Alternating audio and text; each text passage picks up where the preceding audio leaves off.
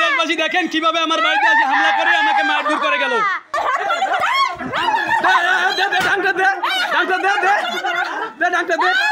লালমনিরহাটের হাতীবান্ধা উপজেলার ডাউয়াবাড়ি ইউনিয়নের পূর্ব বিসন্দি এলাকায় শরীফুল ইসলাম নামে এক যুবকের বাড়িতে একই এলাকার আরাফাত হোসেন তুহিন, মিজানুর রহমান, এনামুল, আসাদুল সহ বেশ কয়েকজনের বিরুদ্ধে বসতবাড়ি ভাঙচুর ও মারধরের অভিযোগ উঠেছে।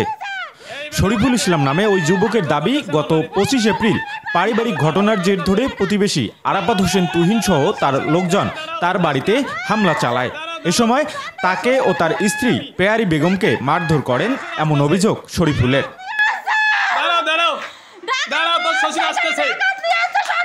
হাতীবান্ধা শাহ গরিবুল্লাহ স্কুলের পিছনে 300 মিটার পূর্বে পাকা সড়কের সাথে নিরিবিলি পরিবেশে প্লট আকারে জমি বিক্রয় চলছে।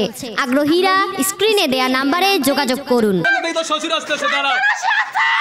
আপনারা দেশবাসী দেখেন কিভাবে আমার বাড়িতে এসে হামলা করে আমাকে মারধর করে গেল। আপনারাই বিচার করবেন।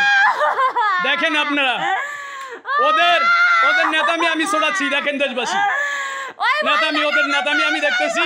আপনারা দেখেন ভালো করে কিভাবে আমার ইয়ে করলো। দেখেন এছাড়া 1,35,000 টাকা নিয়ে গেছে বলে দাবি করেছেন শরীফুল ইসলাম। এ ঘটনায় শরীফুল ইসলাম বাদী হয়ে হাতীবান্ধা থানায় একটি অভিযোগ দায়ের করেছেন। তবে আরাফাত হোসেন তুহিন সহ তাদের লোকজন এসব অভিযোগ অস্বীকার করেছেন। আর হাতীবান্ধা থানা পুলিশ বলছেন অভিযোগটি তদন্ত করে আইনি ব্যবস্থা নেওয়া হবে। কিভাবে সন্ত্রাসগিরি করলো আপনারা দেখেন ভালো করে। আপনারা নিশ্চয়ই দেখেন, নিশ্চয়ই দেখেন আপনারা। এল নিউজ অনলাইন, লালমনিরহাট।